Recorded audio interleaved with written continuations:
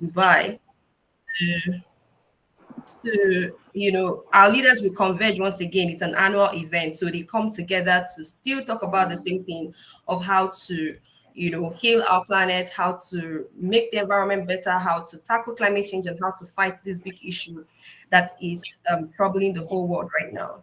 And there is no better time to talk about climate justice as journalists who are from Africa and, of course, from the global south, because most times when we gather for these events, we see protests, we see people demanding climate justice now, and we ask ourselves, what exactly is climate justice? And most times when people go for these conferences, they really want to tell these stories. And at the end of the day, it all boils down to climate justice, because climate change does not affect, it's a global crisis, but it doesn't affect everybody the same way. It's not felt evenly. I think someone's mic is on, and it's like, Prof, I don't know. Okay. Can everyone hear me? Very well. Okay. Okay, good. So basically, it's the issue of climate justice we're discussing today, because Africa is disproportionately affected by climate change, and that we are being affected by climate change and we don't even have the resources to be able to tackle this issue. And most times when they talk about financing, I remember recently UNEP released an adaptation report, and it showed that, the adaptation finance has been decreasing over the years, and we don't even have access to this financing.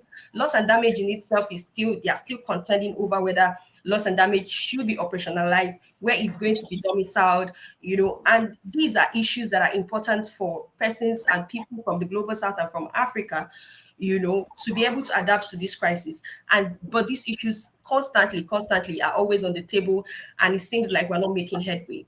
And that's why, as journalists from Africa, we should start thinking of how we can tell these stories better to get our leaders to act, to be able to do the right thing to, help our continent and help our people to adapt. I am also a journalist, and I go to communities on the front line of climate change, and I can tell you that people really, really need our leaders to act, and there is no better time for climate justice than now. And that is why, ahead of COP28, we decided that we should have this conversation before our journalists go to COP to cover the conference, to be able to know how to tell their stories from a climate justice perspective as an African journalist. And so we brought some of the best professionals. We have Professor Patrick Bond, who is a distinguished professor of sociology and a director of the Center for Social Change at the University of Johannesburg. And we also have Dr. Elkanah Babatunde, who currently serves as the coordinator for the Laboratory for Critical Legal Studies at the University of Sherbrooke in Quebec, Canada. So we'll be hearing from both of them today, and we're so excited because they have so much to tell us. Professor Bond has actually lived in Johannesburg for over 30 years, and and I know that he can relate with the African struggle. So thank you so much, Prof, for joining us today. Great to be with you. Thank you for having me. Yeah, thank you. So basically, before we start, we would like to just lay some ground rules. We already know these things. I'm happy that every month I see familiar faces joining us here. So you all already know our monthly rules. Please keep your mics mute so that the conversations can go smoothly. Do not speak while the speakers are speaking. You can write down your questions, drop them in the chat, or wait till the end of the presentations before you can ask your questions. After the first presentation, we'll take a group picture, and so get yourself ready for the camera. And at the end of the webinar, all the presentations will be made available to you, so do not bother asking about it. So with that said, I think we can now jump right in. So our first presentation will be from Professor Bond, who is a political economist and political ecologist and teaches at the University of Johannesburg. He is a distinguished professor of sociology and director of the Center for Social Change. His doctoral studies in economic geography at Johns Hopkins University were under David Hadley's supervision. He learned politics in the anti-apartheid labor, student, and community movements.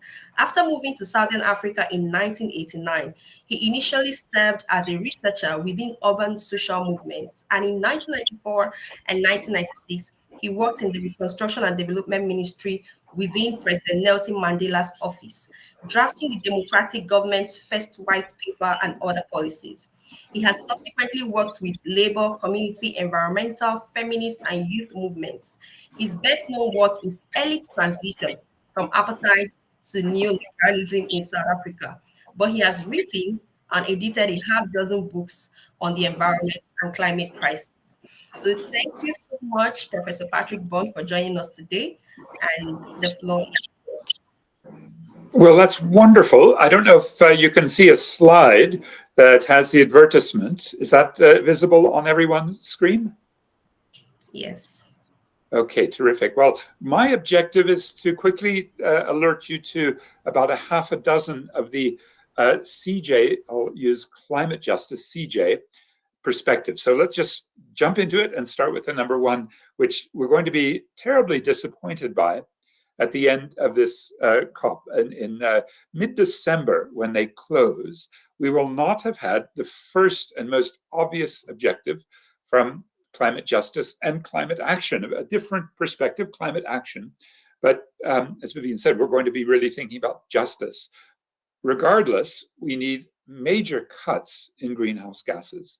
They must be ambitious and binding. You know, we don't want more of the same, let's say, bottom up the voluntary reductions through the NDCs, the nationally determined contributions that individual countries can make their own. You know, like if you're Donald Trump, you just walk out of it and you have nothing binding and no punishments, right? So we need to change that basic problem, which started in 2009 at the Copenhagen COP15.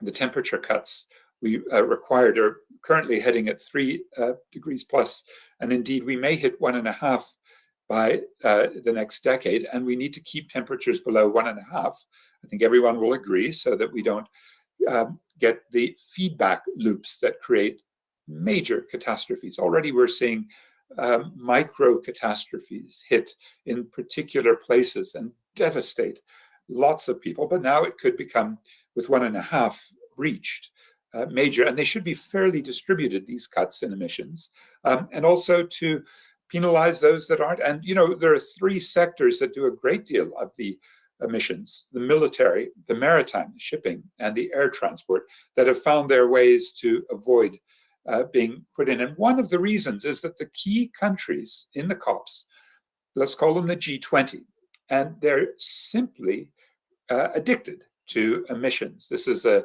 sort of scatological way to put it, right? They just can't stop emitting. And we found that in not only the UNFCCC, but more or less all of the relationships that involve 2 big blocks, the Western bloc and the BRICS Plus.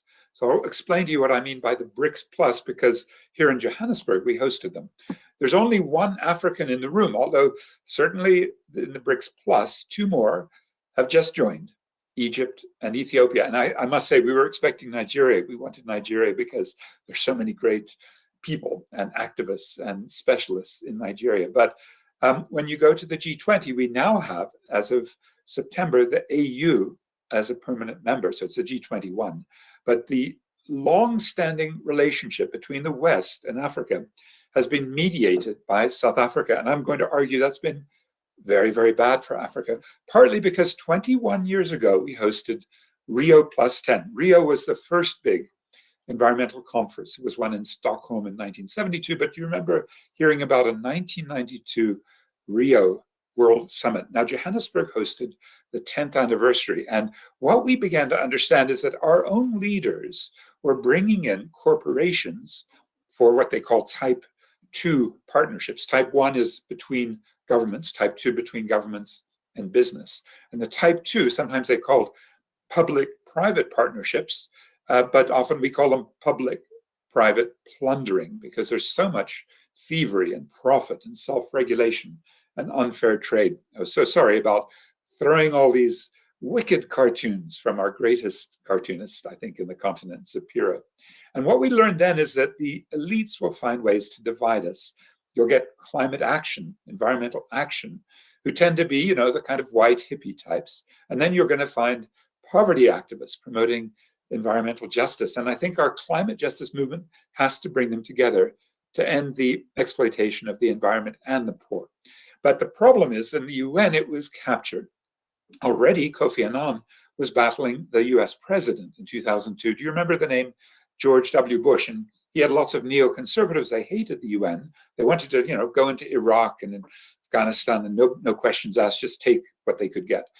And so Kofi Annan was bankrupt at the UN, and he had to raise money, the Global Compact it was called, from the corporates. And that's one of the dilemmas that we see in a very big way when the oil industry and gas industry and even some coal companies are being invited into the COP28 by the head of it, Sultan Al Jaber himself, an oil man, the head of the Abu Dhabi National Oil Company. And he was made the president of COP28 in spite of major objections, partly because the West and the BRICS were very happy to have an oil man trying to pretend in the UNFCCC that they would do something about emissions. We learned in 2002, they don't care. And we learned that again and again. We learned when our own president, representing Africa, his name Jacob Zuma, in 2009, did this deal with another half African, Barack Obama, mother from the US, father from Kenya. And there's Lula da Silva, currently the president of Brazil, Wenjibal Manmohan Singh. And what these men wanted in the Copenhagen Accord, the 2009 COP15 summit, was to keep what you're seeing below. I'll just come back to it because you need to know, not only from Pan-African Climate Justice Alliance on the left, Mitika and Mwenda, who started some of the insider protests in the COPs, but also probably the strongest African ever to go into one of the COPs. His name, Lumumba Diaping, was the Sudanese ambassador to the United Nations. He's South Sudanese. And as journalists put it, when they were covering it, they were quoting him. He said, many African negotiating delegations were unprepared. Some members were either lazy or had been bought off by the industrialized nations. Now, this is the chief negotiator for the G77 plus China, the biggest bloc, and he was being sabotaged, partly because Western corruption of African leaders, not a new problem, right? Going back to the days of slavery, the days of colonialism, is still a problem. So watch for that in the COP28. I'm not saying it's the Nigerians, but I will say it's the South Africans will come to the COP28 working against the interests of Africa. I'll be very specific in a minute, because indeed, Lumumba Diaping in 2009 singled out South Africa, saying that some members of the delegation had actively sought to disrupt the unity of the bloc. And one of those members is very active still today. So we can talk about how the South Africans are not really working in the interests of Africa. Her name, Joanne Yawich, but the environment minister, Barbara Creasy, and the man that South Africa put in charge of the Loss and Damage Fund, he's the co-chair, Richard Sherman, all happen to be white. And I don't think what they're doing works for Africa. And the reason is, you can see in that room, the US, China, Brazil, India, South Africa are 5 of the major emitters. We could add Russia, we could add Indonesia, Germany, the UK, and others. But what's interesting is that now we have a problem where the BRICS, Brazil, Russia, India, China, South Africa, have added some new fossil-intensive countries. In fact, I was expecting Nigeria to join the BRICS in August. They were one of the applicants. So watch this space. The BRICS is a very dangerous bloc, and it may be that Nigeria becomes a member when they meet in Russia in October next year. BRICS has 29% of global GDP, led, of course, by China, which in purchasing power parity terms, the sort of real economy, is the #1 economy in the world. But put together using the nominal GDP, don't forget GDP ignores pollution, depletion of your non-renewable resources, it ignores women and unpaid labor. So it's not a very good measure, but it's 29%. It's 43% of oil production. That's without Nigeria and Venezuela, who might join. And we might see that going up to 65% if the full range of the applicants are brought in. And emissions. 58% of the world's emissions in 2020 come from just the existing BRICS Plus, because that's the new BRICS, not just Brazil, Russia, India, China, South Africa, but also Argentina and Ethiopia, which are not that big, but certainly we get to UAE and Egypt and Saudi Arabia and Iran. There we're getting 4 new BRICS members that are mega polluters. How will that change the global power relationships when BRICS, not just basic, Brazil, South Africa, India, China, but now BRICS Plus act as a bloc? I'm very worried about that. We learned in 2011, when South Africa hosted the COP17, just how committed our own government is to the interests of the big polluting nations, the big developing country polluters, big oil, big coal, big gas, even nuclear, and how they ignored our climate justice scene. That was in Durban, the COP17. And then we had COP21 in Paris, which was the famous Paris Climate Accord, which again has these problems: voluntary, no accountability. And the people who signed it said no liability for the climate debt.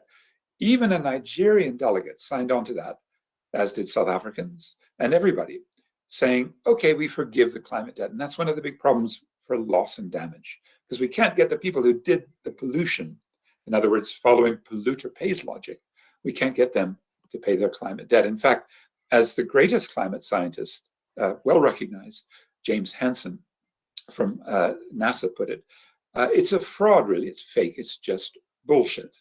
We have a 2-degree warming target and try to do a little better every 5 years. It's just worthless words. That's just promises. And blah, blah, blah was the way our greatest international youth leader, Greta Thunberg, along, of course, with Vanessa Nakati, and I'm sure thousands of young Nigerians also, and even the Italian climate minister had to admit just before the Glasgow COP in 2021, she has raised a serious problem. We have not been credible.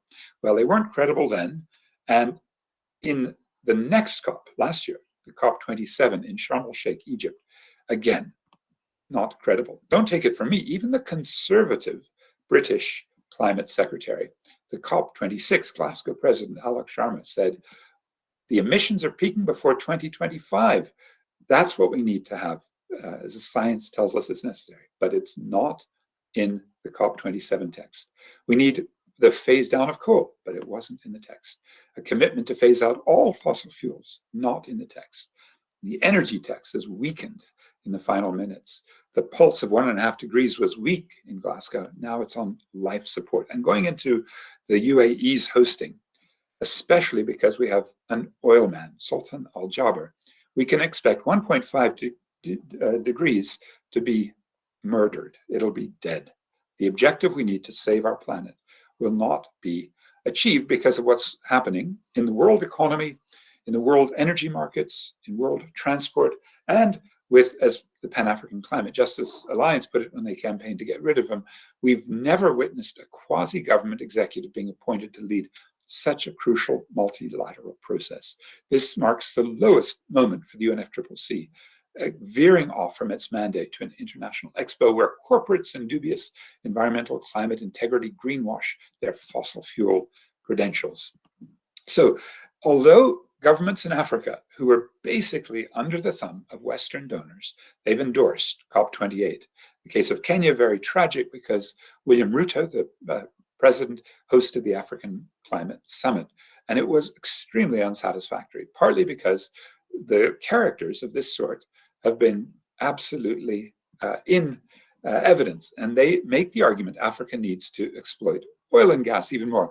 And as I'll show you, the climate justice movement says we should leave our gas and our oil underground, the way in the Niger Delta, so many wonderful activists dating back to the movement, Ogoni people's movement of Ken Saro-Wiwa before he was executed by Sani Abacha. The Paksha group have been disruptive, leading a walkout, but that'll be hard in the UAE to have any kind of political protest. Civil society is profoundly repressed, scoring 17 out of 100. Political parties are banned. There are just 7 hereditary rulers. The civil liberties of citizens and non-citizens are subject to significant restrictions, according to the Freedom of the World Index. And then when you do get protests, remember the protests that we had during the Arab Spring in 2011, they get repressed. We didn't see any in UAE.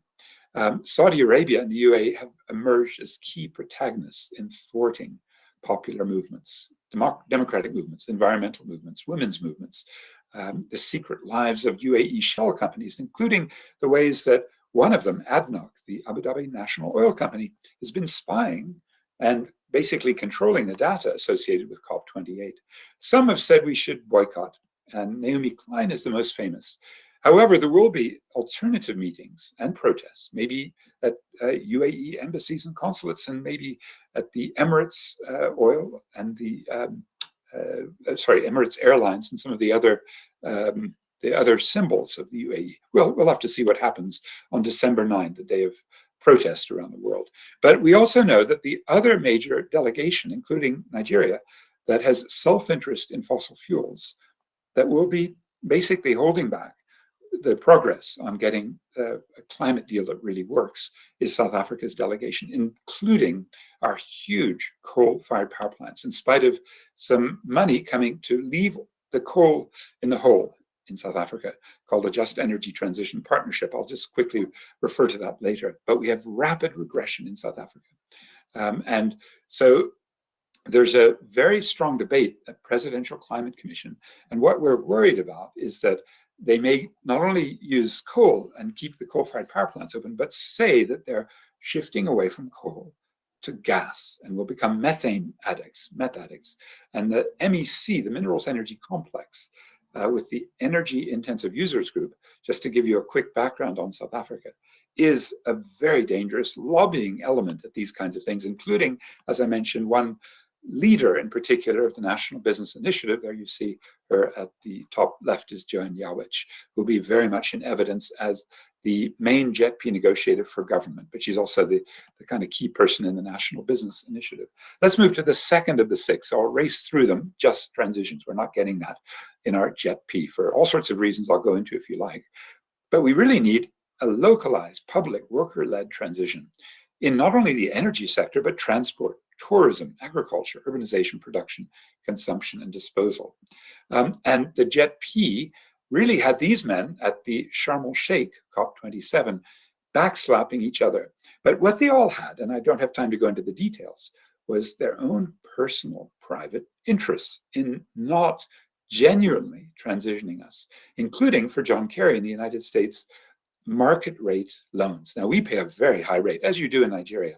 We're paying about 12% interest for the ESCOM loan. So both Kerry and Rishi Sunak, the British Prime Minister, have been extremely, let's say, ungenerous by saying you can get some money from us, but it'll be market rate loans. The only subsidies from our governments will be towards the bankers in case you default. And there are other problems with Emmanuel Macron from France, especially when he defends the Total Energies company, especially because South African troops were brought in at his request to defend Total in Mozambique, in the third largest gas field in the world. The Europeans want more fossil fuels from Nigeria. They want oil from Senegal, gas from South Africa, coal, which South Africa's president has been happy to provide. And the Germans want this money to go to electric vehicles because they run the three biggest car companies, Mercedes, BMW, and Volkswagen. So what we're seeing from ESCOM is this move not to decarbonize. ESCOM is our national coal-fired power plant company. They're supposed to be getting off the coal, and instead of a genuine commitment to renewables with all our beautiful sun and our wind here in South Africa, instead we're getting 44% of the money that will be coming in. ESCOM has said we'll put it into gas, into blood methane, that is gas coming from northern Mozambique where there's a war. Now, there is a boycott call by one of our climate justice movements. So that 8.5 billion, where you can see the World Bank president a year ago, his name, David Malpass, he was a climate denialist and a xenophobe. He was a terrible man that Donald Trump had appointed. And none of those guys, except the one on the left, still is in their job. And all they did was put up a few solar power plants when they decarbonized a coal-fired power plant. They didn't consult with trade unions. So if you're hearing about Nigeria needing to have a JETP, don't go through the same scam we did. Demand your own.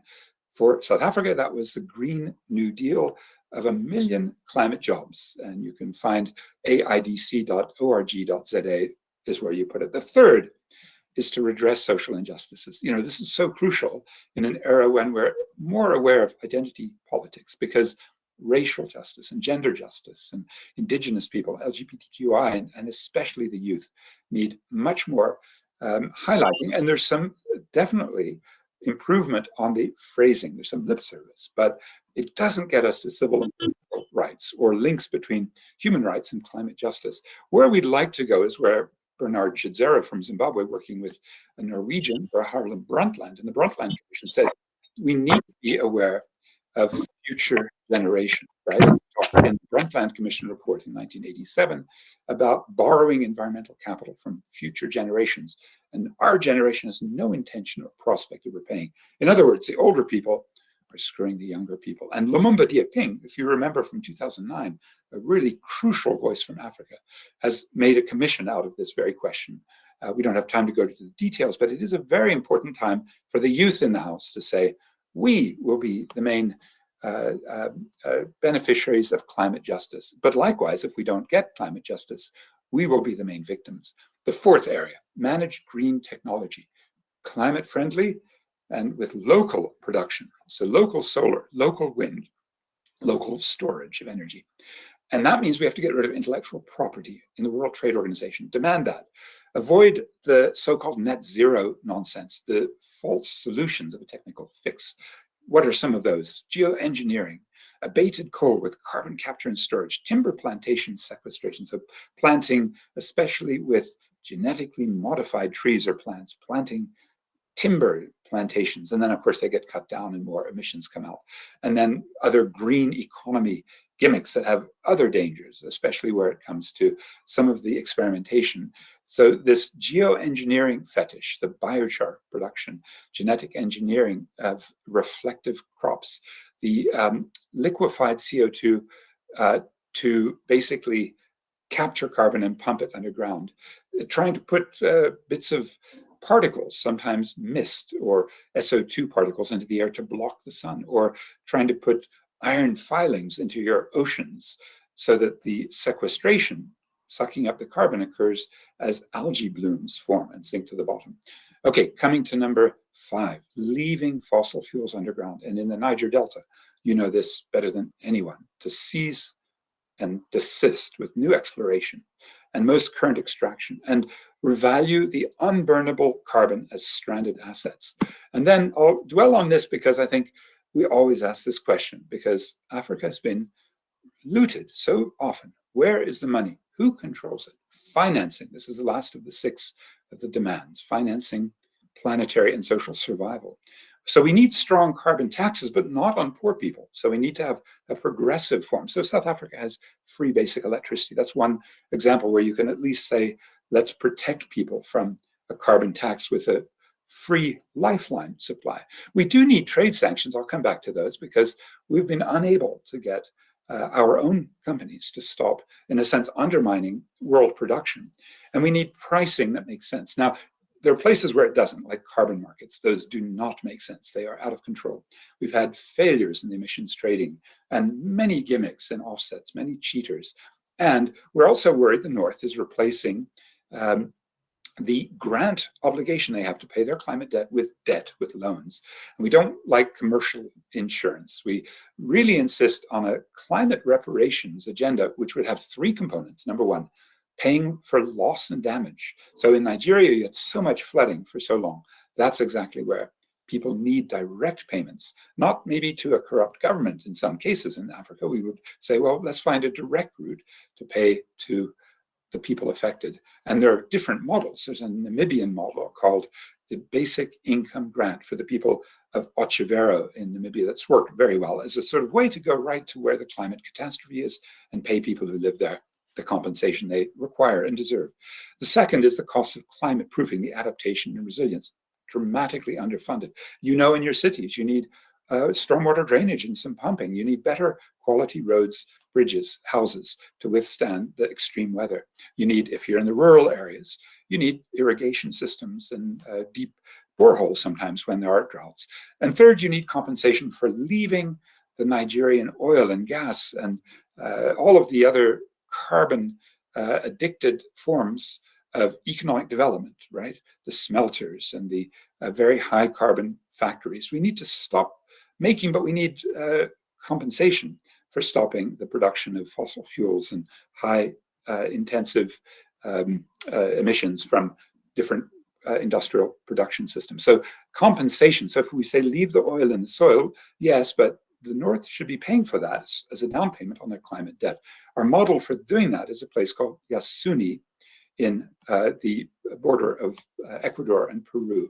Now, the taxation is coming down on us in the form of exports that come, for example, from the new big refinery in Nigeria or all of our coal-fired power plants. There's a big problem with the embedded emissions in our exports. So this is called a carbon border adjustment mechanism that Europe is going to say, hey, starting in 2026, if you're producing steel or aluminium or cars or petrochemicals or other smelted products, which we do in South Africa, well, you're cheating because you have a lot of carbon embedded in those. And so we need to get rid of those. And the problem is that we're so weak in our climate movement, although we have a lot of good activists, but we actually do need some assistance. And as our president, Cyril Ramaphosa, put it in 2021, our trading partners are pursuing net zero. They're likely to increase restrictions on the import of goods producing carbon-intensive energy.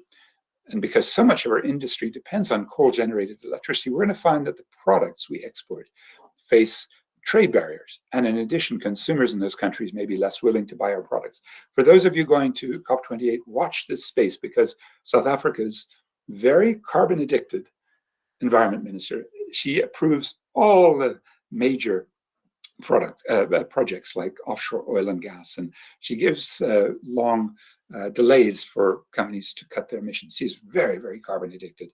And she is saying very openly, especially at the African Climate Summit in September in Nairobi, but in many meetings, that she wants to stop this CBAM, right? And the Europeans have a good case. They don't want carbon leakage. They don't want to have their production system in the North undermined by people cheating by importing their goods into Europe with lots of carbon embedded at a cheaper price, because they don't pay particularly high price. So our carbon tax is only 30 cents per ton, 30 US cents per ton. In Europe, it's about $95 per ton through their main system of taxation. So what the Europeans are saying does make sense just as an economic principle, but there's also something there about us needing alliances, even with the imperialist countries of Europe and the protectionists, in order to cut emissions that go from our main producers and also chew up all our electricity, and we're very electricity short. So Carbon Tracker has been looking through some of the problems. I'll skip these because they're basically giving you a sense that from the COP27, we have some very serious problems. Loss and damage was one bright spot, but we've just seen in the last week from the Abu Dhabi meeting that we're not getting any real progress. And the World Bank will become the main vehicle, if the United States has its way, for hosting the loss and damage fund. Please do not do that. The World Bank is still a climate criminal. I can go into all the details you want. We have regular protests at the World Bank, and I'm sure you know from your own experience of the IMF and the World Bank having such control over Nigeria and other places around the continent. So the Just Energy Transition Partnership is another thing to watch, because it's expanded to Senegal and Vietnam and Indonesia and maybe India. So keep an eye on that if you're at COP28, because it's received widespread criticism for good reasons. Keep an eye on the chaos of carbon markets. Don't allow what, unfortunately, William Ruto of Kenya did, the privatization of the air. And the UAE came and said, we will spend $450 million in trying to buy rights to pollute. The privatization there, we can buy it from the UAE. And so they're buying big, big chunks of African land and saying this is for sequestration. And you can see extraordinary volatility and extreme differentials. As I said, we're looking at about, at the time I put this slide together, 43 now our currencies crashed, so about 30 cents a ton. Sweden at $132 a ton. So the variance in pricing carbon is very, very chaotic, and they're nowhere near what the real price is. What should we be pricing? The cost of the damage that our allies in the University College London faculties of environmental economics have said it's $3,000 per ton. South Africa, just 30 cents per ton is the tax. So they're nowhere near getting the prices right. So we're looking at three kinds of climate debt: loss and damage. Mozambique's the worst case because of the huge cyclones that have come through. So this African Climate Risk Index shows you some of where Africans have already been hit before 2020. Then adaptation and climate proofing. And third, to pay for the unutilized, let's call it the emissions space, the carbon emissions or the environmental space that we have. It's already been used up by the North, and that includes South Africa. So a unified approach, I think, is required. As I mentioned, the climate debt payment system that the Otjivera Namibia Basic Income Grant has developed is very, very good. We don't have time to go into the details. But those are the 6 points. Cut the greenhouse gases. We need a just transition across all the sectors of carbon intensity. We need to redress social injustices and manage green technology as a global public good. Leave fossil fuels underground and finance planetary and social survival. And I'll just end, if there's still time, by reminding you, these are just ideas and demands. The real strength will be the likes of MOSOP, which started us all off in Africa on environmental justice and climate justice against big fossil fuels. So Ken Saro-Wiwa and all the amazing people that I've met in Port Harcourt and in the creeks. Well, we are trying in Johannesburg, to the most unequal city in the world, the most unequal country as well, to address our main bank standards. So we've been having lots of protests at Standard Bank. You'll see Standard Bank in Nigeria, along with terrible South African companies. I'll mention MTN, which continues to cheat you, right, and doesn't pay its taxes. And these are the sorts of protests we've been having, as well as all across our beachfront against offshore oil and gas, right? So these are the sorts of sit-ins and civil disobedience that we're beginning to do. That, by the way, is Kumi Naidoo, the former head of Greenpeace. And these are some of the sites of struggle across our coastlines against further oil and gas drilling. Again, we take our lessons from the people of Africa, especially Nigeria, which has been such a model for opposing the oil and gas with NGOs and social movements. In our case, shoreline communities, marine conservationists, ecotourists, surfers, people who love the surf, subsistence fisherfolk, the youth, and the climate activists. We're missing organized labor.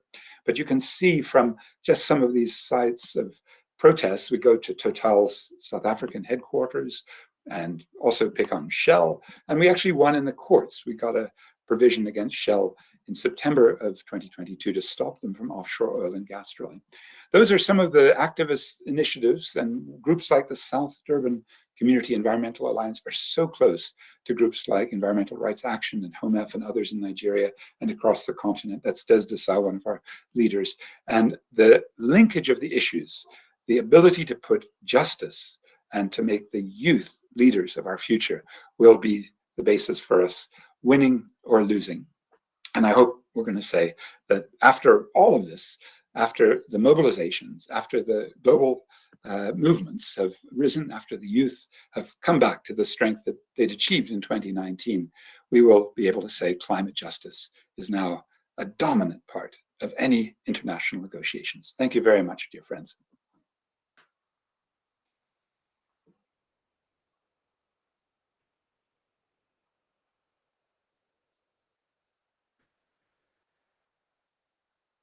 Over to you, Vivian.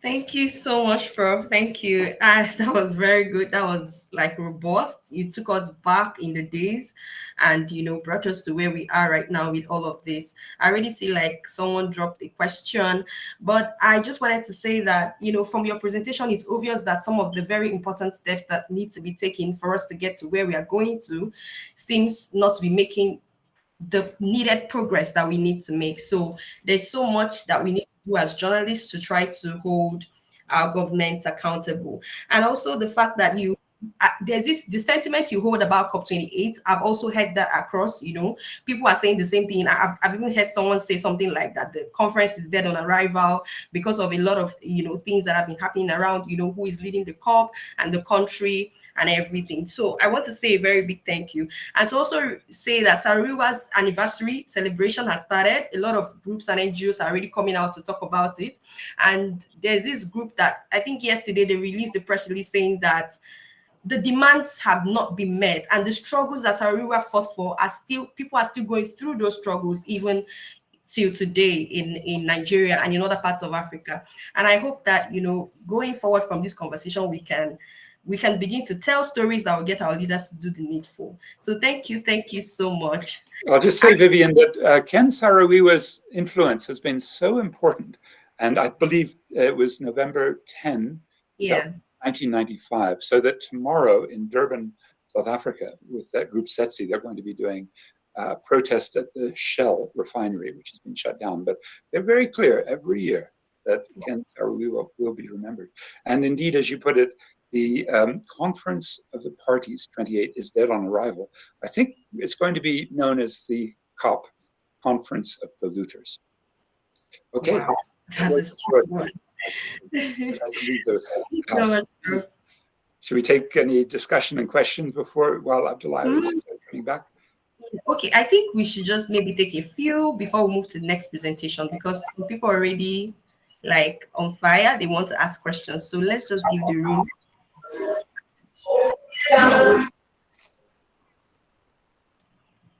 Hi, Baba Wale. Speak. Yeah, hello. I'm sorry, I got in quite late, but it's, I'm glad to have joined the meeting.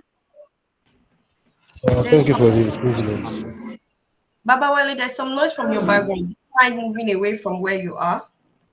Okay, I've done that.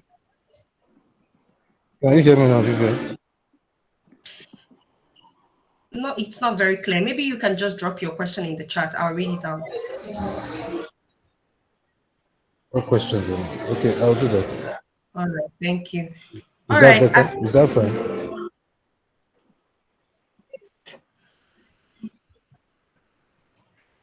Atef Ahmed, please can you go ahead with your question?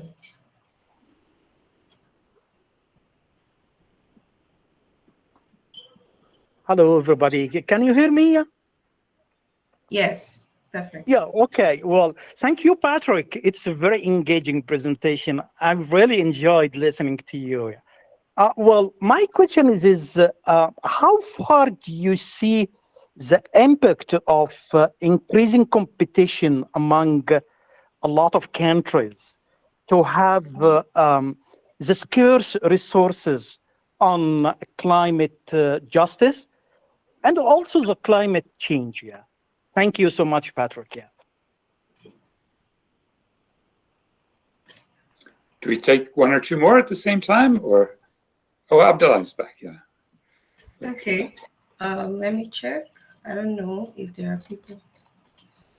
We don't have anyone's hands up right now. I don't know if there's any other person who has a question. Well, I don't want to delay Abdullah, so let me quickly talk to Atef's point about competition between states. So the danger is the so-called race to the bottom. In other words, that they will do deals like Copenhagen that allow, using terms like voluntary and bottom-up, that allow these big polluters to slap each other on the back. Well, good job, we've negotiated. But it's really an agreement. You pollute, I pollute. Let's shake hands. That's the race to the bottom. And that means that there will be such temptation when you have an oil company leader like Sultan Al Jaber, or an environment minister from a very coal-addicted country like South Africa, Barbara Creasy. Those are probably the two main people I'm going to be watching in the COP28. And they will basically allow that race to the bottom. They don't really have any interest, do they? There's no real competition in that sense, just pollute. However, the big theoretical question is whether geopolitics is changing from Western-dominated unilateralism with the multilateral institutions, the World Bank, the IMF, UNFCCC, WTO, the UN Security Council, the big organizations of Western imperial power. Have they found with the BRICS Plus now, maybe Nigeria joins next year, have they found a competitor?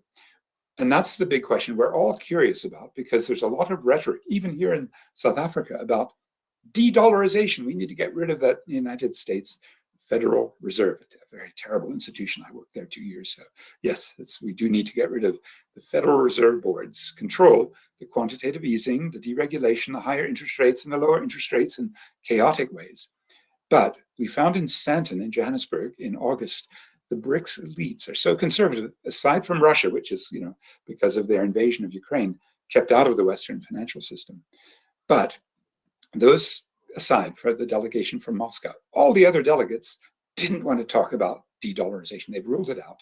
So the attempt that, let's call it an anti-imperialist opposition to Western power that we had hoped for, isn't materializing. Instead, we've got a sub-imperial relationship. And that's what I think the UNFCCC, going back to that terrible meeting, 2009, where in Copenhagen, Barack Obama barged into the room where Wen Jiabao and Manmohan Singh and Lula and the African at the table, South Africa's Jacob Zuma, and they all did that deal that I talked about. You pollute, I pollute. That's not competition. We would love some real competition to change the world. But I think it's only going to come from below. And we have a third superpower, not the US and the West, and not the BRICS. Those powerful forces are our enemies. And we need, therefore, a group that the Climate Tracker Network here today represents, a third international superpower of people. So let me leave it there. I'm going to stay tuned. I'll turn off my video because our bandwidth is low. But I'm really, oh, is there one more question from Fatima? Yeah. Fatima, please go ahead. And can we see you for a moment, Fatima, or is your bandwidth up?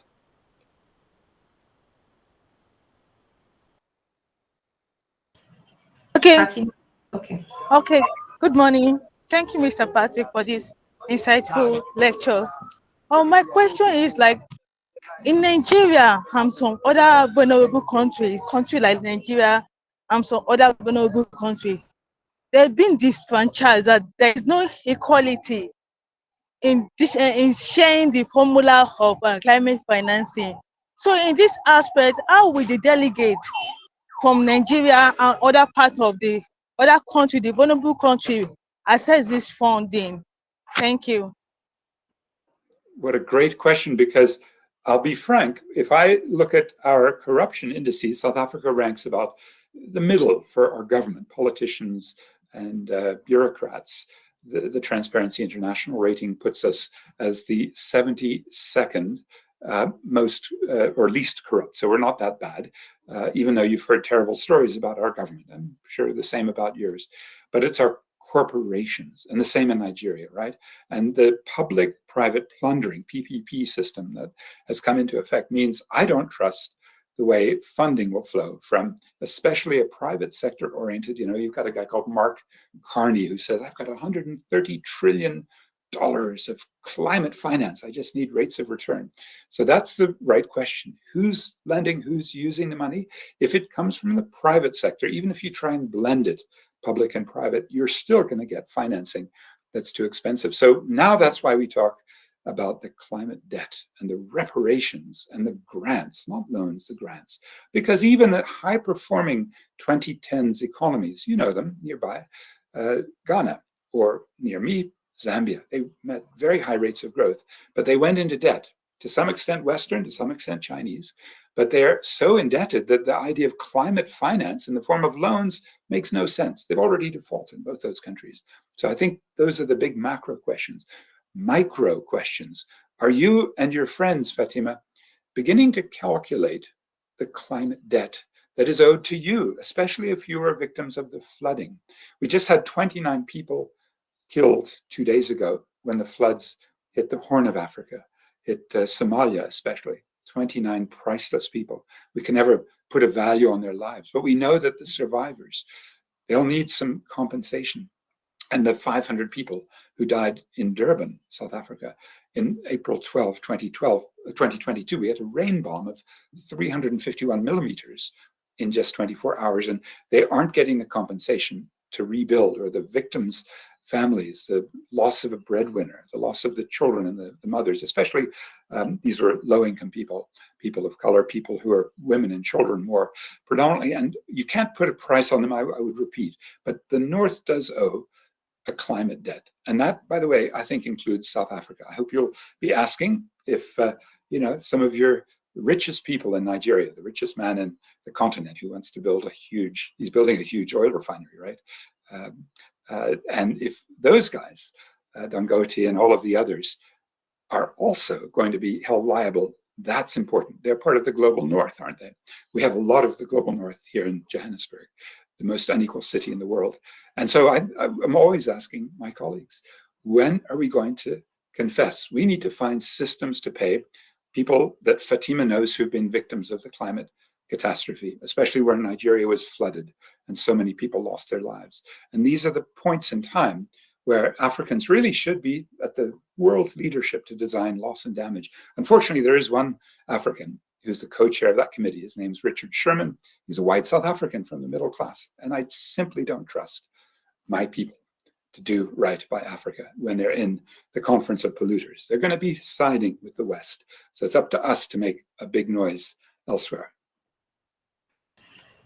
All right, thank you so much, Prof. But I have one question before we move to the next presentation. You've made a lot of strong points, and from what Fatima just asked, you talked about the fact that we need grants, not loans. Not some of these expensive financing that Africa and other countries from the global south still have to pay back heavily to the big polluters.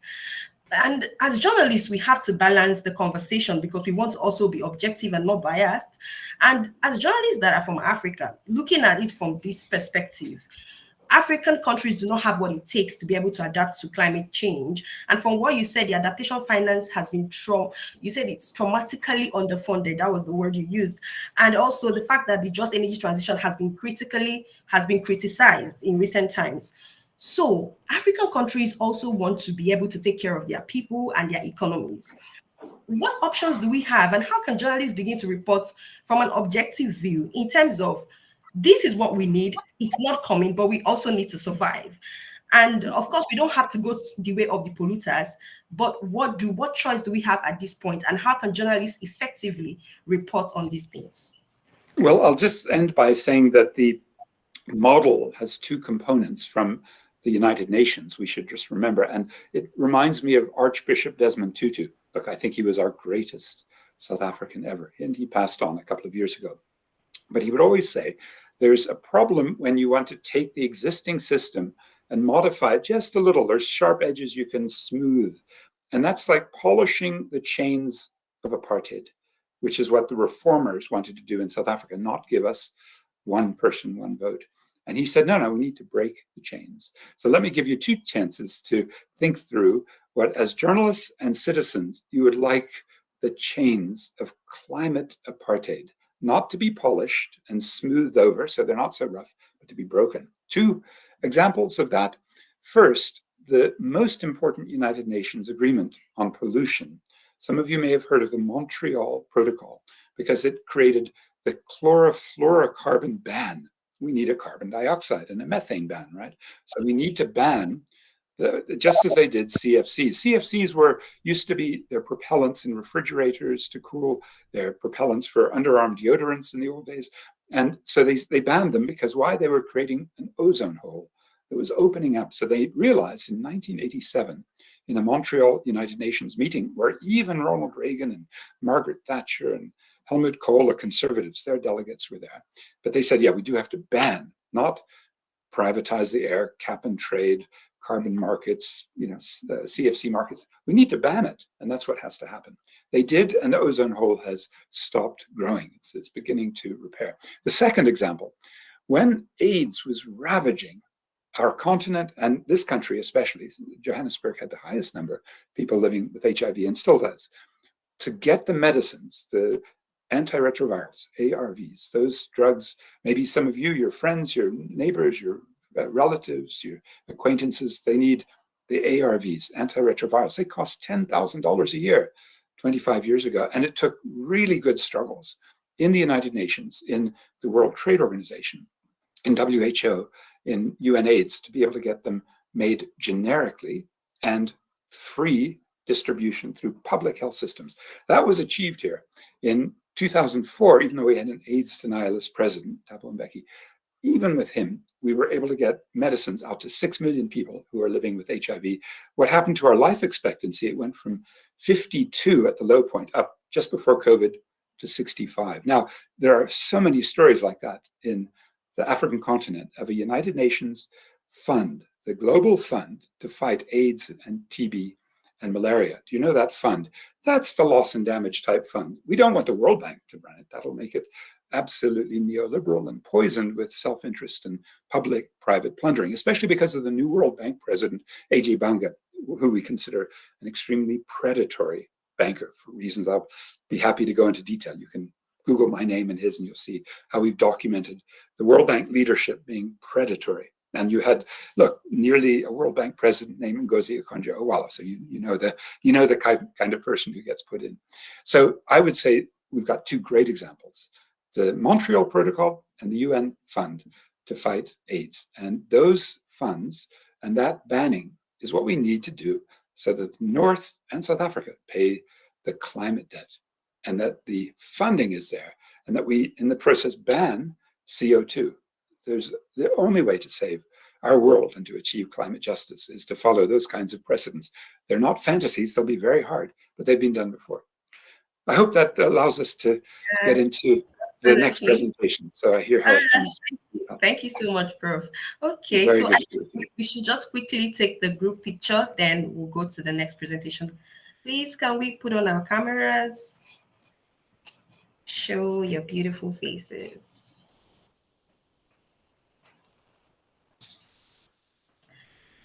Okay. Coming on, coming on. Nice. Nice. While you're getting the picture ready, Vivian, I just want to show everybody that in South Africa, we have two words you should all know. Mandla Owetu, that stands for power. Mandla Owetu, to the people. And you do that at the same time in the picture. Mandla Owetu. Mandla Owetu. Wait. All right. So please, I can't still see. I'm just seeing a few persons. I see you, Josephine, looking all beautiful. I see you, Florence. I see you, Namaya. Okay, so let's just do this.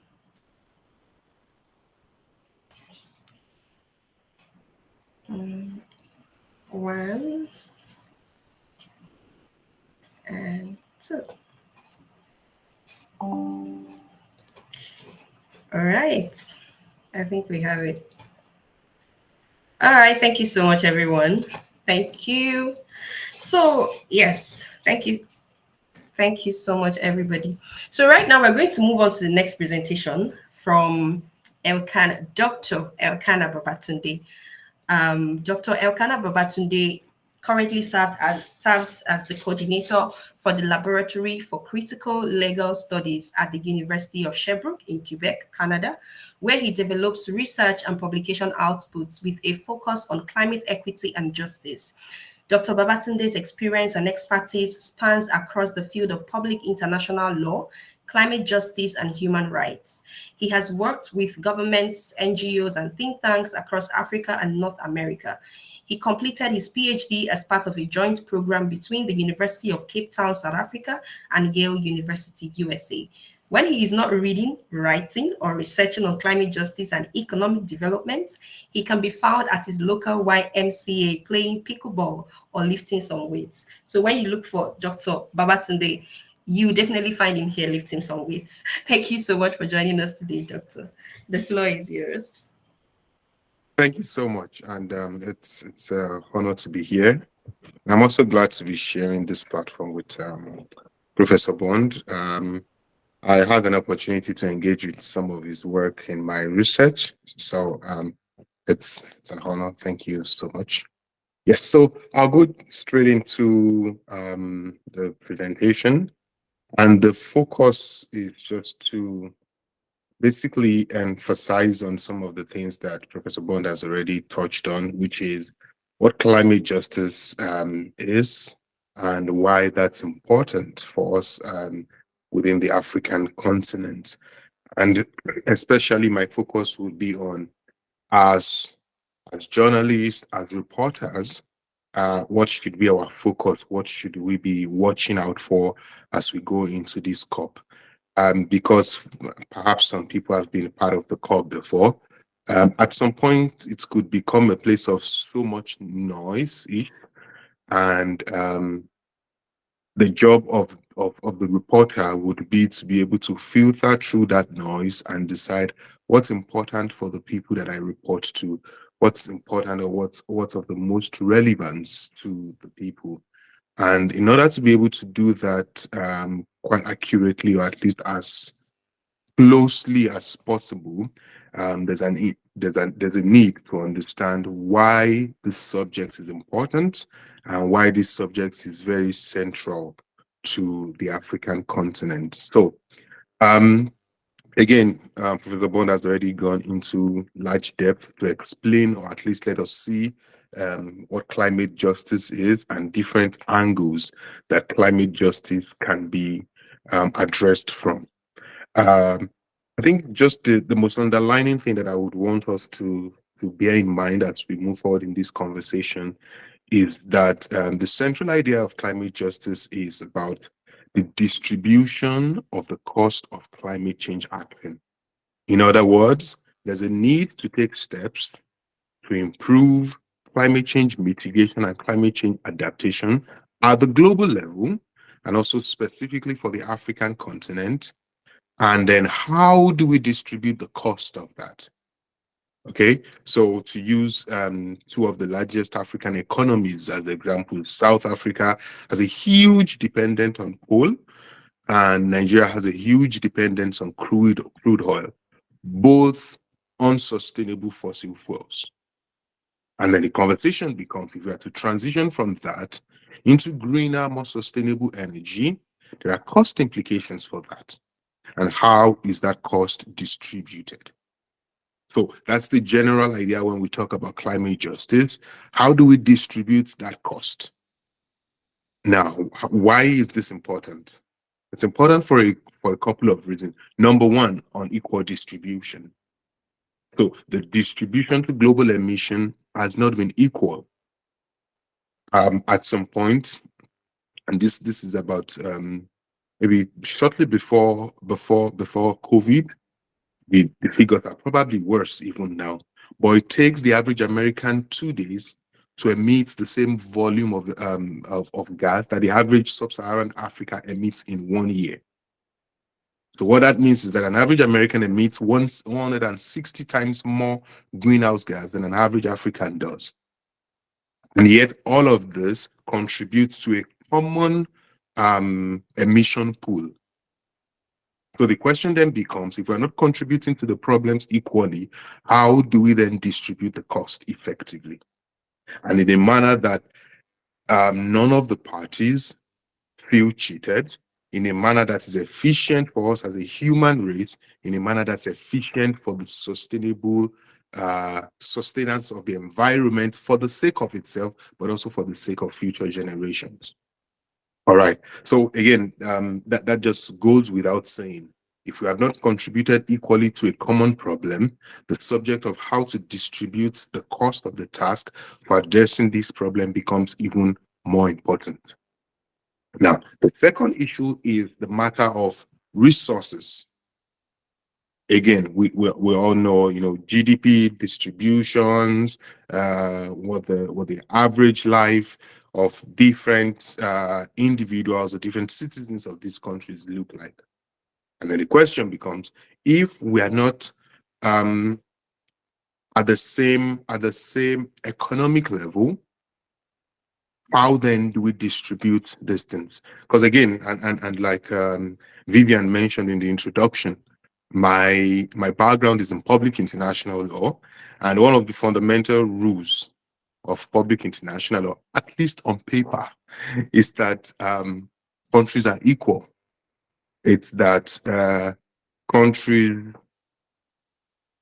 do not, the US, as big as it is on paper, at least is not more powerful than, you can think of some small island country, that there is equality of states in terms of sovereignty. There's sovereign rights, and every country has equal sovereignty. Then the question becomes, if countries are equal partners, theoretically, for practical purposes, how do we distribute climate change responsibility, knowing in fact that they are really not equal?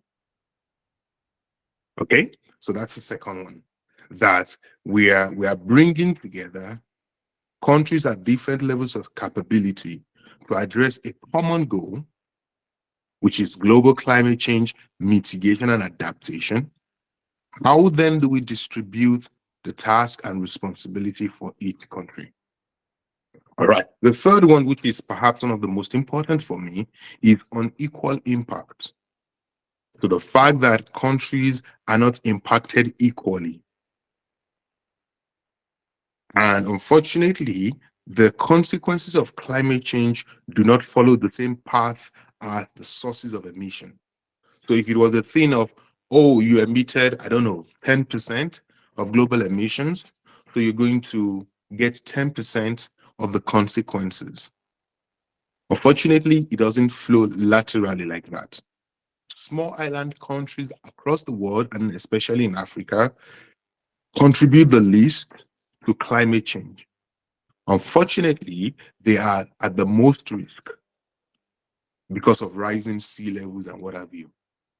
So we've got this trilemma of needing to address climate change, but we have unequal contributions to the problem, unequal resources to address the problem, and unequal impact from the problem. So to use Africa, which most of us would be, I assume all of us, would be representing our reporting, 7 of the 10 most vulnerable countries to climate change are within the African region. The Climate Change Vulnerability Index revealed that 4 of the 5 worst performing countries with respect to vulnerability to climate change were in Africa, and the region as a whole remains the most vulnerable region to climate change. And I think it's also very important to mention all of this because sometimes when we think of climate change is sometimes seen as, oh, it's a first world problem. Switzerland can bother about that, France, Germany, perhaps the US, Canada, that's their problem. It's a first world problem. Climate change is not a third world problem. I just want to eat. I just want to get good medical care. Climate change does not concern me. And to some extent, that rhetoric keeps going on and on and on and on and on.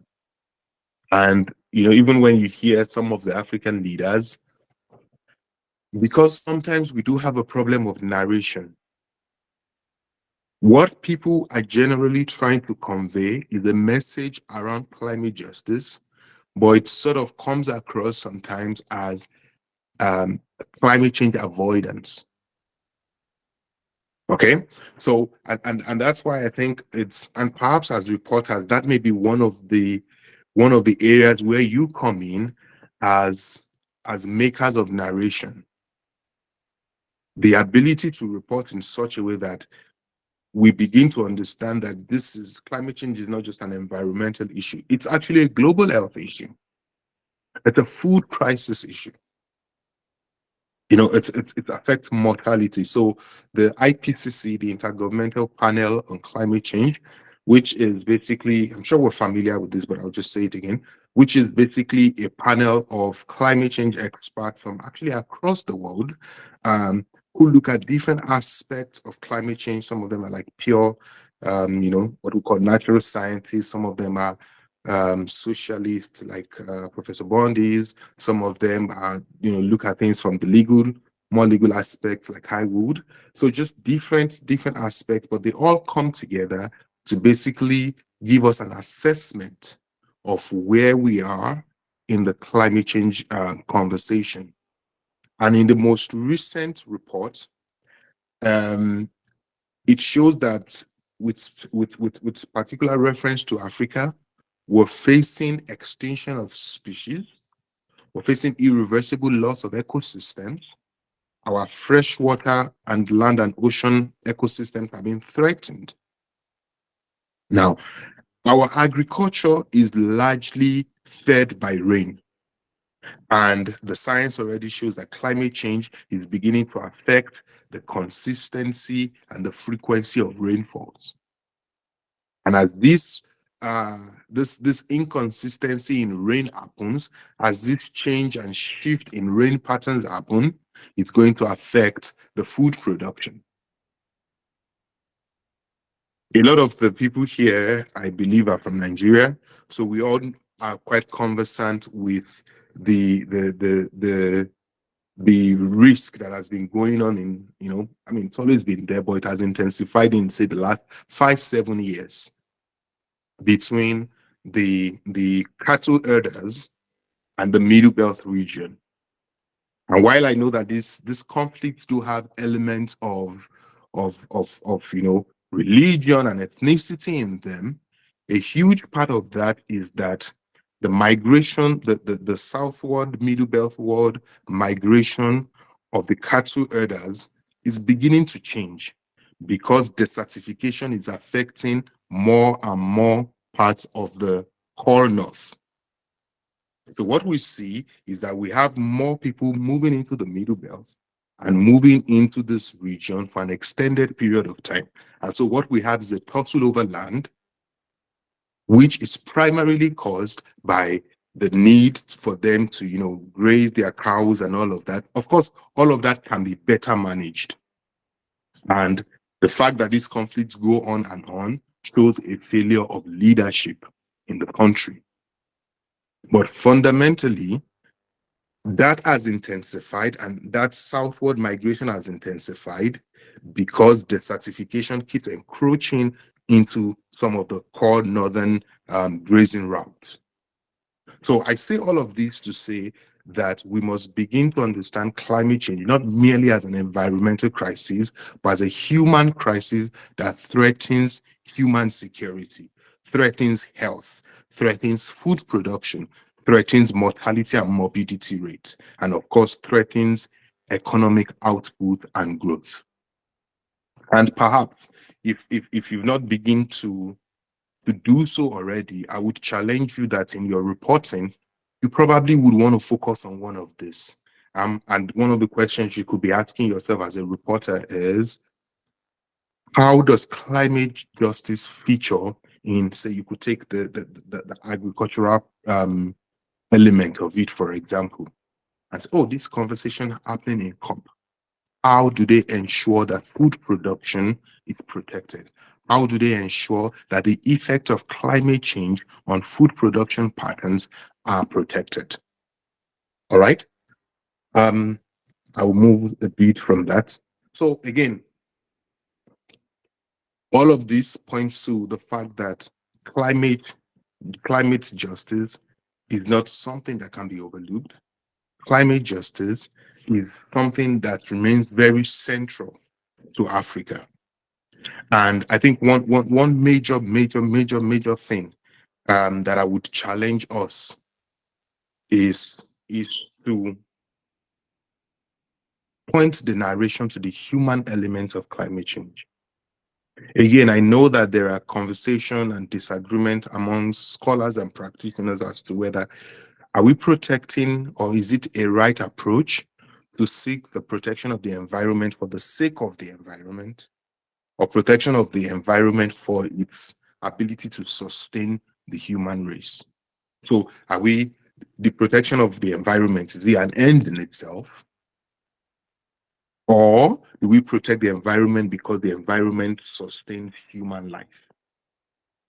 And we won't get into that debate, and I won't ask what each of us think, but I just want you to, in your reporting, focus on the human element and focus on how it affects each of these things, because that's why it's important to us. I think it's called the Maslow's hierarchy of needs. Is it Maslow? Yeah, the Maslow hierarchy of needs, and it talks about the different self-actualization, esteem, love and belonging, safety needs, psychological needs, and all of that. And perhaps because the narration around climate change has been largely driven by scholars in the global north and practitioners in the global north, maybe that's why we have not been able to see that climate change threatens our very existence, and the need for our reporting, the need for negotiations, the need for our approach to address all of these things. So, for example, Professor Bond has gone into great lengths to give us very specific examples of where climate change negotiations have been compromised, where corruption has eaten deep and compromised the whole climate justice project. And our job as reporters going into COP28 would be to sort of lift the veil on all of that and say, well, if people or if state parties are not able to agree on loss and damage, how many lives could possibly be lost? What is the percentage in food production loss that we're looking at?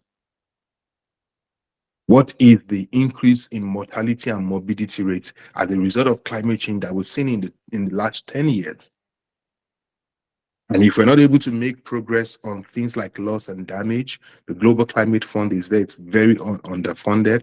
What is the implication of that on mortality and morbidity rates going forward? It will be interesting to see a news report that looks at the migration across Africa, perhaps specifically within the Sahara and the Sahel by cattle rearers, the farming patterns, the conflicts between herders and farmers over land. How has that increased in, say, the last 20, 30 years due to climate change? And if we're not able to address desertification, what's the implication of that? How many more lives are we looking at losing in the next 20 to 30 years? So again, climate change and climate justice is important for this very reason. It's in law we are taught, I think, 3 levels of right. There's the first, or what they call the primary right, secondary right, and then tertiary right, or third level rights. And oftentimes in that classification of human rights and levels of human rights, environmental rights are often put in the second or third level rights. And the reason for this is, again, that same thing that I told you about, viewing environment as something to be protected for its own sake. And I'm not necessarily saying there's anything wrong with that. But the environment sustains human existence. The environment sustains human life. And there's a direct link between that generation of right and the first generation of right. So there's only so much that you can protect the right to life, the right to vote, and all of those things if the environment is jeopardized. If the environmental insecurities are affecting human security, I mean, those that are from Nigeria here know that a couple of times elections have either been postponed or shifted because there was no security guarantee. So if we are going to be seeing more security risk, more security incidents because of change, climate change and all of that, then there is a need to begin to report from a perspective, from a human perspective, and to see that climate justice is important because human life, human existence is being threatened.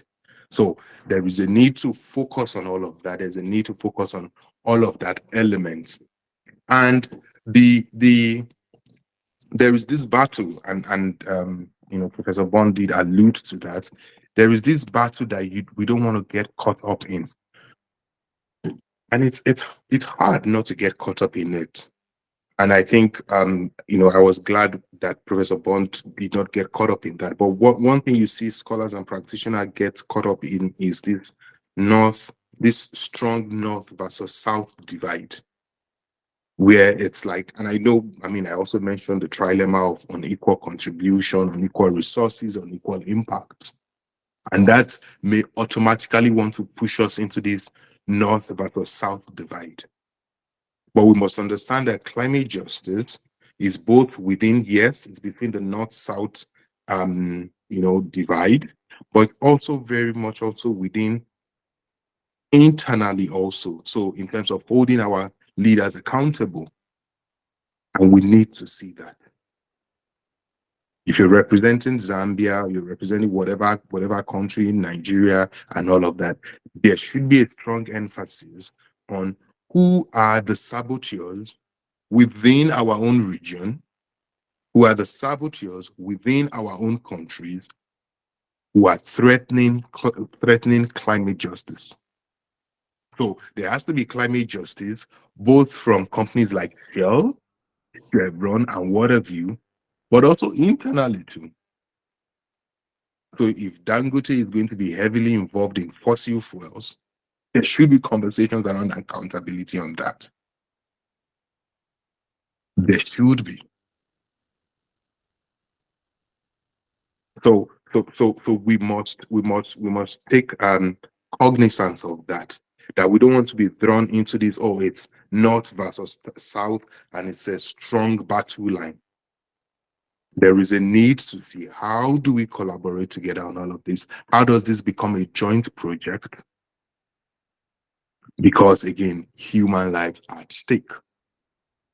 It's not just a matter of the environment for the sake of the environment. It's the matter of the environment for the sustenance of human life. And again, environment for the sake of environment would be enough in itself. Okay, the aesthetic value of that is enough in itself.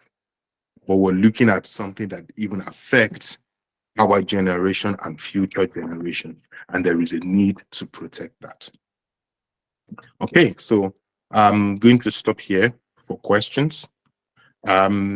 But perhaps before I invite questions, I think I still have like 4 or 5 more minutes. So before I invite questions, I think another thing that I would really love to emphasize is when you look at climate change treaty negotiations. So the real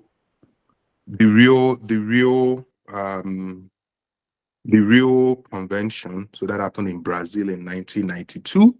That was the first climate change treaty. Before that, there was Stockholm in 1972. But since the Rio down to every other COP that has happened since then, there's a group called the African Group of Negotiators, which is basically just African countries, and then there is G77 plus China, which is mostly countries of the developing South, and China. They could make it G78, but anyway.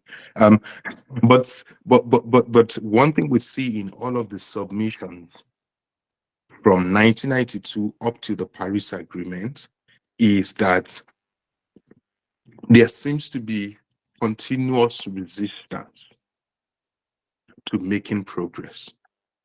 There seems to be continuous resistance. And the question you ask yourself sometimes is, why is this? Why is this? I was at a conversation, I think in October, and one of the things that we began to discuss was the need to take more look at corporate capture of climate change negotiations. In other words, all of our politicians across the world, not just Africa, they are oftentimes sponsored politics. Democratic politics is expensive. Democracy is expensive. And they are oftentimes sponsored by interest groups. And so when you see a leader or a politician negotiating for something, oftentimes you're seeing I think in Christian theology, there's this thing around the voice of Jacob, the skin of Esau, and all of that. So, and that's oftentimes what we see, where you see the politician as the face, you see the person as the negotiator, but oftentimes they are protecting corporate interests. And perhaps as reporters, it's time for us to begin to check when a politician is speaking, what company or what corporation or what interest are they speaking for? Are they speaking for the people? Or are they speaking for companies with their own entrenched interests? And again, that's climate justice. Because if you're going there, you should be speaking for people. Or if you're not speaking for people, you're a threat to the climate justice itself. So there is a need, and that's both whether it's a multinational from any part of the world or it's an African company. It doesn't matter. But the question is, who are they speaking for?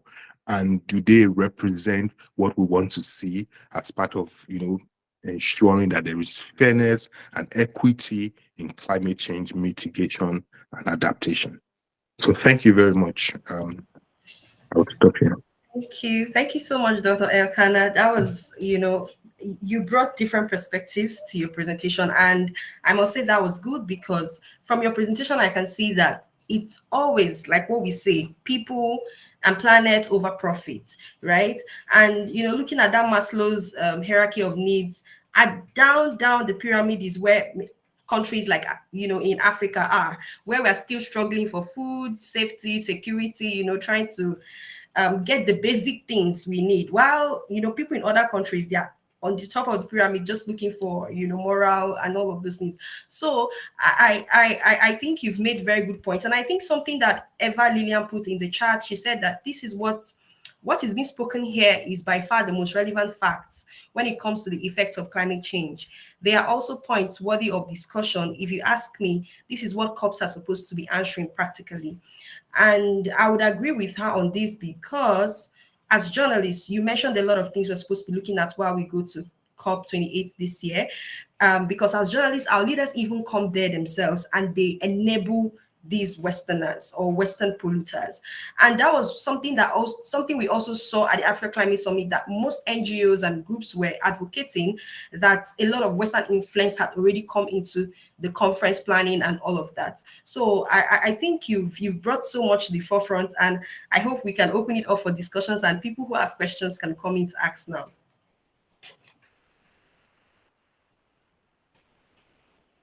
Does anyone have questions? Brenda says, who are they speaking for? That's really essential. Yeah. Okay, Leonida, please go ahead.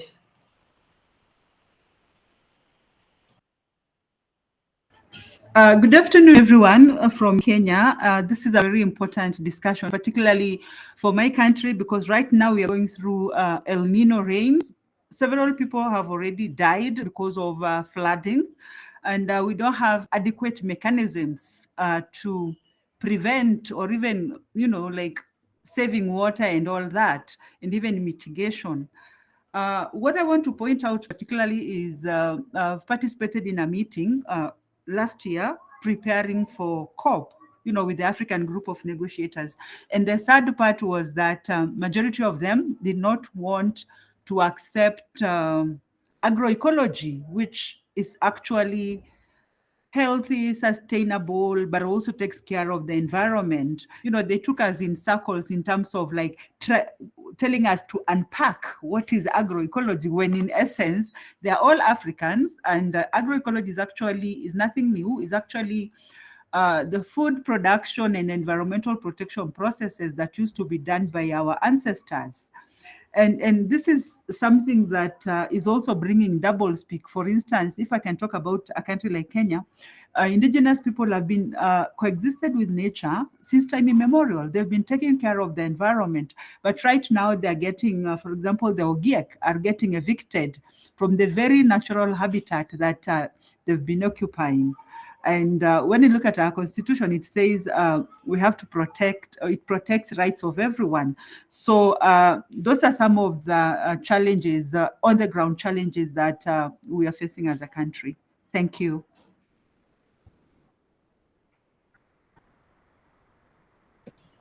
Thank you. Yeah, thank you, Leonida. That was good. I don't know if someone, okay, Fatima, please go ahead. Thank you very much for this insightful lecture once again.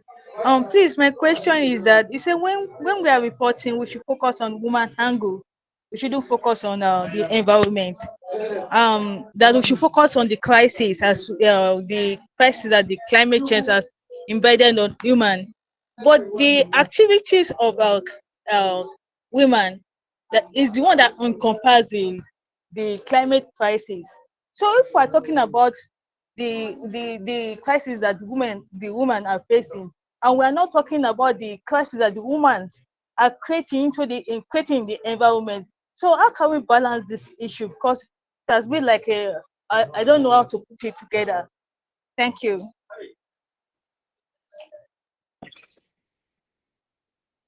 Okay, should I go first?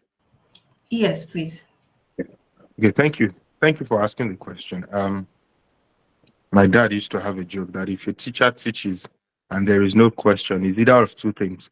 Either you've done a very good job, so people understand it so well that there's no need to ask questions, or you've done a very bad job, so they are so confused they don't even know where to start the questions from. So I think I'm somewhere in the middle, if there are questions. So I did not exactly say that we shouldn't focus on the environment as an end in itself. I only mentioned that to say that a better way to understand, or at least to get, especially the African view. So I do research on climate change, and when I started my research and I would talk to a lot of people about it, they would sort of scoff at it because they felt I was addressing something that was a white people problem. So that's why I mentioned that distinction between environment for the sake of environment and environment within the context of the people that it affects. So I mentioned that just to say that, well, if somebody is not interested in climate change for the sake of the health of the human atmosphere, perhaps when you point them to the fact that it actually does affect human lives, it affects your ability to go to the store and get your food tomorrow. It affects, whether there will be more seasonal sicknesses. It affects human security. Perhaps somebody who doesn't see it from the angle of climate for the environment for the sake of environment would become more interested and will understand the gravity of the matter when you let them see it as environment and how it affects human lives. Now, again, actually, when we talk about the need to do something about climate change, we're actually talking about what you're talking about, Fatima, because climate change, yes, there's parts of climate change that is not anthropogenic, which is human influence. The majority and the huge, if climate change sources are anthropogenic, they are things caused by humans. They are things that we as humans have done to the environment.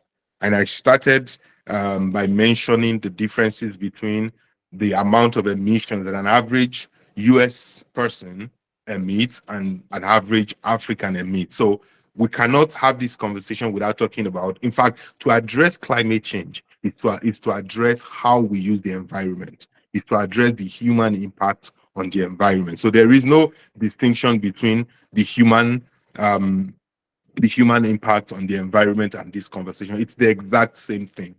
Okay. Again, maybe I should quickly mention, the distinction between climate change mitigation and climate change adaptation. So climate change adaptation, which perhaps I think is what you think I've focused on, is that, oh, well, it is here to stay with us. There are consequences of climate change that we can no longer stop. It's too late. How do we position ourselves to live with that? And then there is climate change mitigation, which I think is what Fatima is focusing on. What are the things we're doing to the environment that we can stop or reduce at a very substantial level in order to stop the deterioration of the human climate? But both are important. What we do to the environment, or how we as humans interact with the environment, and also just recognizing the fact that we may be a couple of years too late to address some of the effects of climate change. And then how do we position ourselves to better handle those consequences of climate change that we can no longer stop? But both are important. Both are important. And I'm not saying ignore environment for the sake of environment. I'm just saying Maslow's law of hierarchy, for the average person that has not eaten or that's struggling with even the ability to vote and for their votes to count, if you tell them to care about climate change because it's beautiful to have nice views from the mountains and all of that, they may not care about that. That may not be something that's of interest to them. But when they understand that perhaps the crisis that we see in the Middle Belt region of Nigeria, and I believe somebody from Kenya did talk about the rains, when you tell them about that and how it affects food production, how it affects human security, that would perhaps get their attention, and they would understand the gravity of climate change and the fact that it's not just a first world problem, it affects all humans across the globe. Yeah, thank you so much. Dr. Elkanah. That was really good. And you know what Leonida mentioned and what Brenda also said about who are our leaders speaking for. I think that as we go to the conference, we should not be scared of doing nuanced reports, analysis, in-depth stories about what exactly is happening at those conferences and what's happening on the ground. I think those are the type of stories that can actually bring out the kind of action that we're looking for. Let's not just go there talking about what's happening at the conference, trade news stories. Oh, they've said this, they've promised this, they've promised that. They made same promises last year. They're going to make new promises this year or even repeat some of them. Let's be able to hold them accountable. Take voices from your communities. Leonida mentioned about people who are being affected by the rain, the people who are dying. So let's know who they're speaking for. Are they really speaking for us as Africans who are being affected, or for their own personal and private interests, like Professor Bond mentioned earlier? So thank you so much. I don't know if we have any more questions. Yeah, Okay. I have a question. Okay, hi, and thank you for the very insightful presentations to both speakers.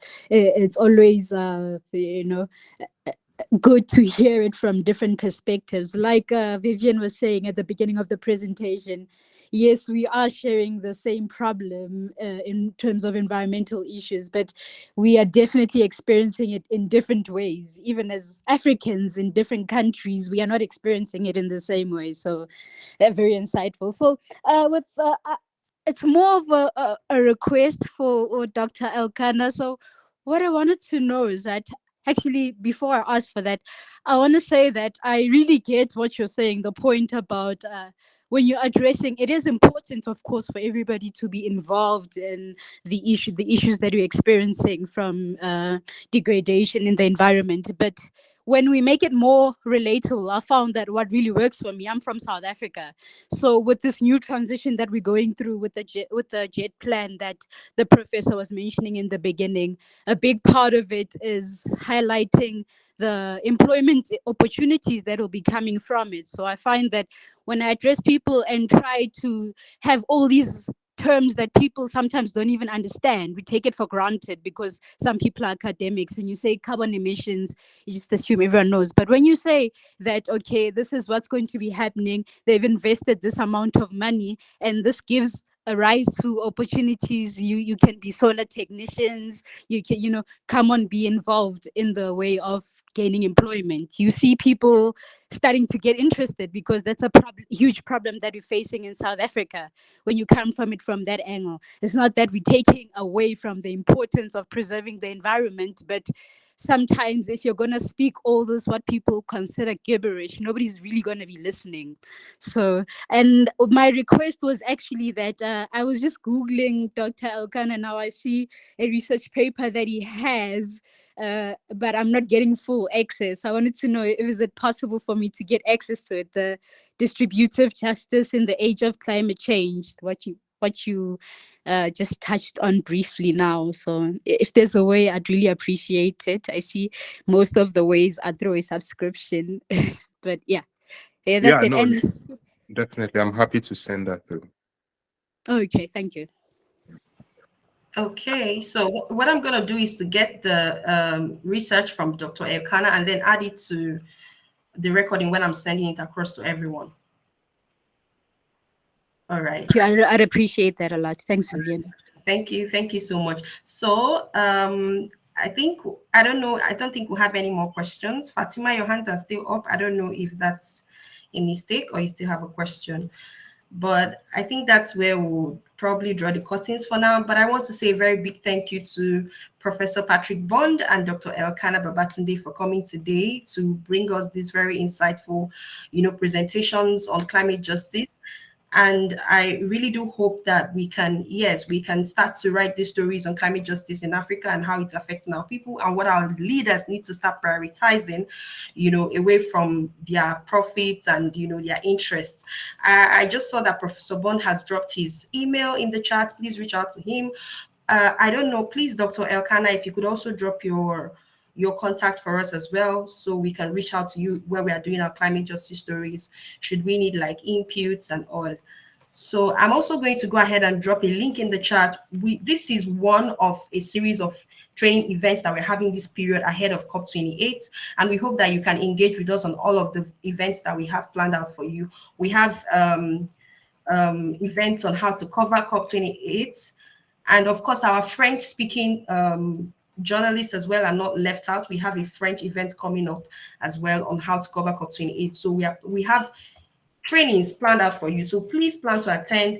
I've just dropped the link in the chat. You can check it out, register for the ones that you're interested in, and then we'll also engage with you on those events. So I want to say a very big thank you to everyone who came here today, and to our amiable speakers. We are really, really grateful. Yeah, so thank you so much. Bye, everyone. Thank you very, very much, Vivian. Mandla, away to. Yes, you taught us that. And I want to say that I think this might be our last community hangout for the year, but if there's something planned for December, I'll definitely let everyone know. So thank you so much, everybody. Thank you very much, Vivian. Bye. Amandla, away to.